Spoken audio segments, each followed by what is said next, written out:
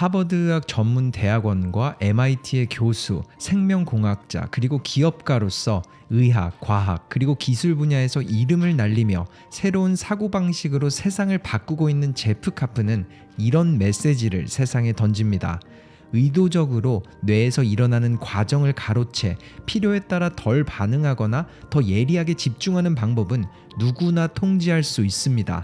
번뜩 일어나는 영감의 느낌, 그리고 깨달음과 경이감에 휩싸이는 인식과 깊은 몰입의 상태 등 삶에 불을 지피는 10가지 강력한 도구들은 당신의 인생을 너무나도 쉽게 만들 겁니다. 이제 이 12가지 도구들을 언제든 꺼내 쓰세요. 여기 한 아이가 있습니다. ADHD 학습장애, 의사소통 장애를 가졌고 선생님은 그 아이를 게으른 사기꾼이라고 부르며 해서는 안 될 이런 조언을 하기도 했죠. 너는 현실 세계에서 절대로 성공하지 못할 거야. 이렇게 무시받던 아이는 어떤 사람으로 자랐을까요? 신기하게도 그 아이의 인생은 어른들의 예상과는 전혀 다르게 흘러갔습니다. 앞서 언급한 세계 최고 대학인 하버드와 MIT의 교수가 되었고 동시에 여러 기업들을 세우기도 하며 세상을 더 나은 곳으로 변화시키고 있죠. 네, 그의 이름은 제프 카프입니다. 마치 어두운 곳에 밝은 빛이 막 들어올 때, 어떤 불꽃 하나가 생각에 불을 지필 때, 아니면 어떤 깨달음을 얻거나 경이감에 휩싸였을 때 마치 머리에서 불이 켜지는 듯한 느낌이 들죠. 그래서 저는 이 부분을 불이 밝혀진다는 뜻을 가진 단어이자 삶의 불을 지피는 12가지 도구라고 이름을 지어 LIT, Life Ignition Tools 이렇게 부르기로 했습니다. 이제 이 도구들을 통해 여러분 속에 숨어있던 가능성과 잠재력에 불을 붙이기 시작하세요. 이런 조언을 남긴 제프 카프. 이번 영상에선 그가 눌러쓴 성공의 불을 밝히는 하버드 몰입혁명, LIT, 완전한 몰입 속의 인사이트들을 여러분과 함께 나눠보려고 합니다. 가장 먼저 제프는 현실의 모두가 가지고 있는 두뇌의 문제점들을 언급합니다. 우리의 뇌는 잘 단련된 메커니즘과 습관 중에서도 가장 단순하고 에너지 효율이 큰 선택지를 선호합니다. 신경과학자들은 이를 가리켜 에너지 절약 모드라고 부르죠. 뇌는 에너지 절약 모드를 사용해 정보 처리량을 줄임으로써 에너지 소비를 줄입니다. 저는 이 부분을 에너지를 적게 쓰는 뇌, LEB, Low Energy Brain이라고 부릅니다. 이렇게 우리의 뇌는 틀에 박힌 반응 패턴에 더욱 안주하고 말죠. 감각적인 자극으로 우리 주의력을 빼앗아 묶어두려는 편의, 보상, 디지털 방해 요소들은 우리의 뇌의 나쁜 사탕과 같은 존재들입니다. 너무 많은 시간을 램 모드로 보내다 보면 뇌가 습관적인 반응을 선택하기 때문에 목적을 가지고 몰두하는 행동 능력을 잃어버릴 위험이 있어요. 우리 뇌는 뉴런들의 연결고리인 시냅스 중에서도 사용이 뜸한 것은 가지를 쳐내기 때문이죠. 사실 이 사라져가는 연결들이야말로 우리의 뇌가 더 복잡하고 창조적이며 자극제가 되는 사고를 하는데 필요한 에너지를 켜는 조광 스위치 역할을 합니다. 그리고 바로 이것이 릿이죠. 이런 말을 남긴 제프, 쉽게 말하자면 나에게 도움이 되고 삶에 좋은 변화를 만드는 행동들은 에너지와 주의력을 기울여야 해낼 수 있지만 우리의 두뇌는 효율을 추구하기 때문에 에너지를 적게 쓰는 램 모드로 돌아가 쉽고 즉각적인 보상만을 원한다는 겁니다. 하지만 가장 집중이 된 상태, 최고의 능력이 발현되는 과정이자 그 끝, 만나게 되는 말도 안 되는 결과들은 리대 상태일 때 이루어지게 되죠. 하지만 너무나도 빠르게 달라지는 세상, 정보와 집중을 막는 방해 요소들은 홍수처럼 매일 쉴 새 없이 쏟아지기에 이제 우리에겐 양보다 질이 더 중요합니다. 에너지를 많이 쓰는 사고력을 발휘하지 않을 때 우리는 거대 기업과 정치인들이 우리에게 원하는 대로 행동하게 됩니다. 페이스북, 스냅챗, 인스타그램, 틱톡 등 그들의 전략과 목표는 변함이 없어요. 랩 행동을 부추기고 이용하는 겁니다. 이런 제프의 말처럼 지금 내가 짚는 것이 잡음과 방해인지 혹은 원하는 삶을 위한 힌트인지 이 부분을 잘 걸러낼 수 있는 도구가 필요해요. 즉, 랩에서 릿으로 옮겨가는 네트워크가 두뇌를 업그레이드하여 잠재력을 폭발시키는 가장 중요하고 유일한 방법입니다. 물론 이런 궁금증이 드실 겁니다.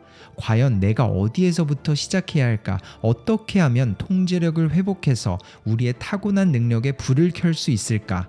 가장 중요한 일에 집중하고 현대 생활의 잡음 속에서도 원하는 삶을 설계할 수 있을까?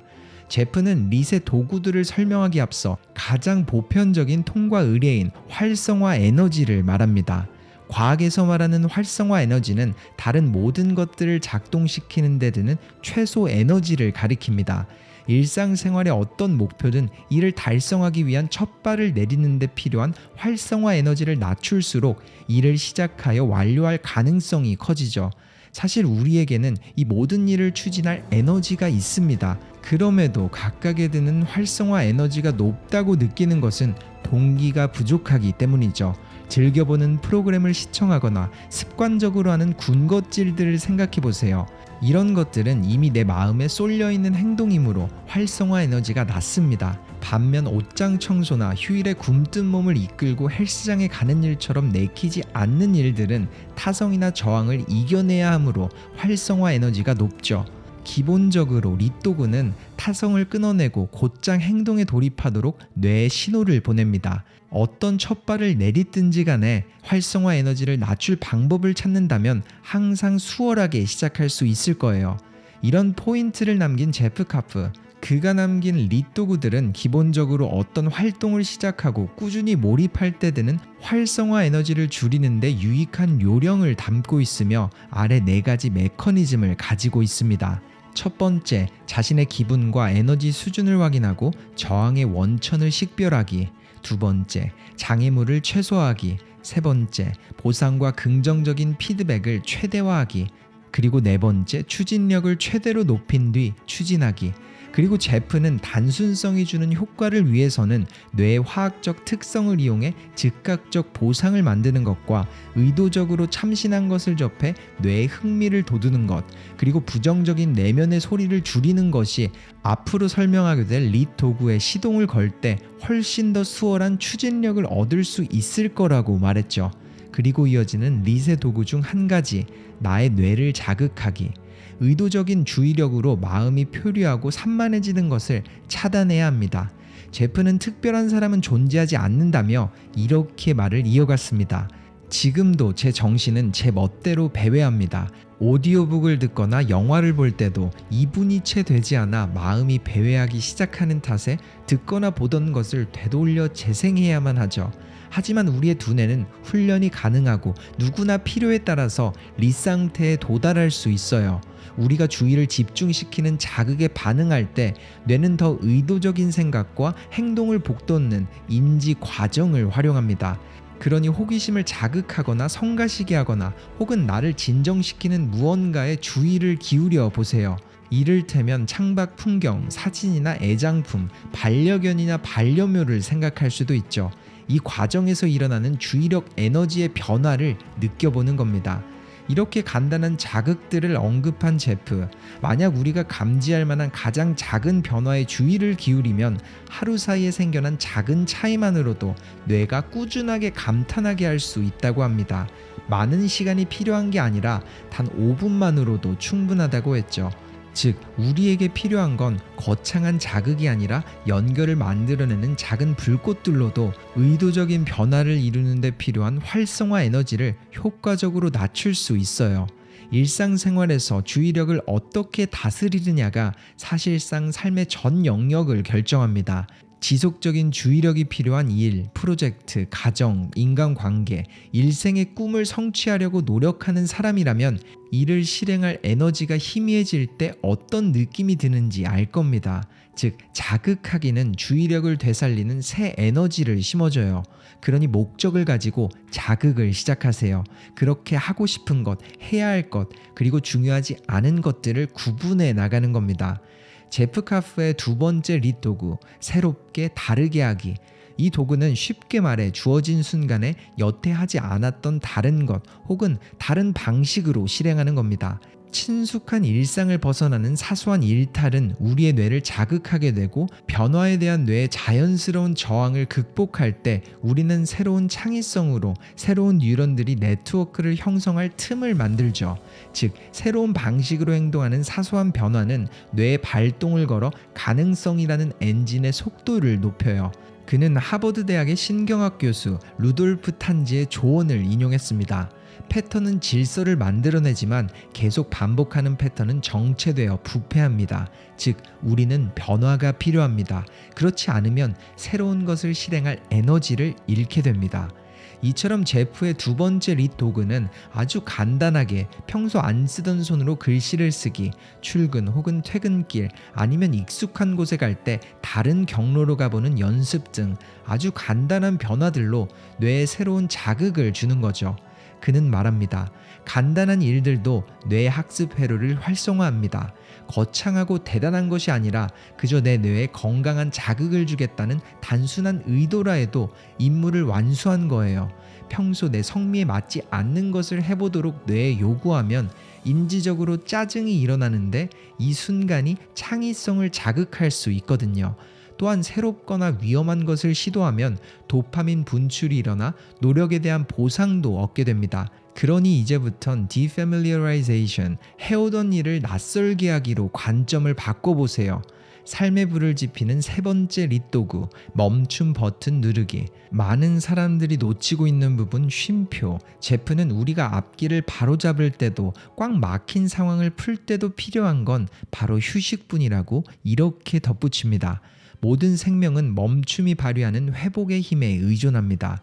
그리고 이에 관한 생물학적 신호가 인간의 24시간 주기 리듬에도 내재되어 있죠. 우리에게는 수면이 주는 멈춤도 필요하지만 최대한 원활하게 기능하고 정신 건강을 지키려면 낮 동안에도 멈춤이 필요합니다. 그런데도 우리는 이를 알리는 경고음을 수시로 꺼두거나 그 소리를 아예 듣지 못하곤 해요. 특히 디지털 시대의 소음 속에서는 더더욱 그렇죠. 그렇기에 살면서 의도적으로 잠시 멈추는 전략이 필요합니다. 즉, 에너지가 고갈되기 전에 주도적으로 잠시 멈추면서 자신을 회복해야 하죠. 이건 선택사항이 아니라 필요사항입니다. 제프는 이 부분에 자신의 주장을 뒷받침하는 게브리언의 두뇌 시냅스 연구를 인용했습니다. 그 결과는 다음의 문장과 같죠. 학습은 연습 사이사이의 휴식 동안 일어납니다. 뇌가 학습하려면 실제로 물리적 변화를 겪어야 하는데 바로 휴식할 때 정보를 간직하게 되죠. 뇌가 이런 종류의 재구성을 할 수 있으려면 바로 그 시간에 뇌를 써서는 안 됩니다. 이처럼 바쁜 일상의 음표 사이에 갖는 탁 트인 빈 공간과 휴식은 창의성을 비롯한 우리의 모든 정신 프로세스의 필수적인 요소입니다. 그리고 제프는 음악과 함께하는 휴식이 심혈관계와 호흡기계에도 영향을 주고 주의력을 일깨우거나 집중에도 큰 도움이 된다고 말하며 이런 실전 지침을 나눴습니다. 쉬지 않는다면, 휴식이 필요하다는 신호를 알아차릴 수 없다면 깨어있을 때의 삶의 질이 피해를 받게 됩니다. 그러니 이 네 가지 순서를 따라가세요.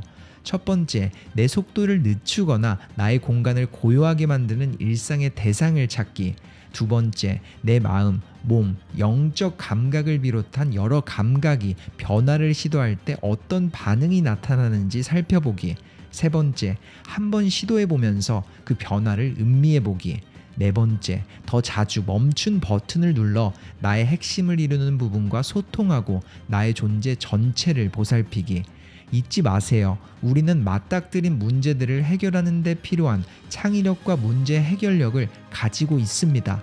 그 원료 그대로의 에너지가 모두에게 있어요. 단 우리가 활성화하지 않는 한 그것은 그저 잠재력으로 남아있을 뿐인 겁니다. 세계 최고의 음향 시스템을 갖추고 있다고 해도 전원을 올리지 않으면 아무것도 들을 수 없죠. 또한 정원의 심을 씨앗이 한 꾸러미 있다고 해도 심지 않으면 자라지 않을 겁니다. 물론 문제들과 잠재력을 동시에 생각하려고 하면 벅차다고 느껴질 수도 있을 거예요. 하지만 공을 움직이게 만드는 첫 발을 떼는 데는 저항이 따르기 마련이라는 걸 잊지 마세요. 그리고 그것을 인식하는 자체가 첫 걸음입니다. 이번 영상 속 제프의 인사이트가 어떠셨나요? 제가 여러분과 나눈 리셋 도구들은 그가 나눈 12가지 방법 중 3가지에 불과하고 그 중에서도 제가 느낀 핵심만을 추려서 정리한 부분입니다. 이 외에도 그는 실패를 다르게 바라보는 관점과 그 너머에 초점을 두는 방법, 뇌 스위치를 바꾸는 도구들과 능동적인 기회주의자가 되는 것까지 수많은 신선한 통찰들을 나눴습니다. 그리고 그 끝 인생을 바꾸며 잠재력에 불을 지피는 것은 더 이상 어려운 과정이 아니라 아주 작은 불꽃으로도 이루어질 수 있다는 작은 확신이 생기기 시작했죠. 여러분은 어떻게 느끼셨나요? 댓글로 여러분의 생각과 느낀 점을 함께 나눠주세요. 영상의 마지막은 제프 카프가 모두에게 던지는 메시지로 마무리합니다. 리셋 마음 상태는 우리 각자에게 내재해 있고 언제든 꺼내줄 수 있습니다. 가장 중요한 것은 생각에만 빠져 있어서는 안 된다는 거예요. 이제 어떤 것이든 간단한 실천에 나서보세요. 어디서든 시작하는 겁니다. 영감을 받고 배움을 얻은 뒤 행동하고 진화하세요. 감사합니다. 터닝포인트였습니다.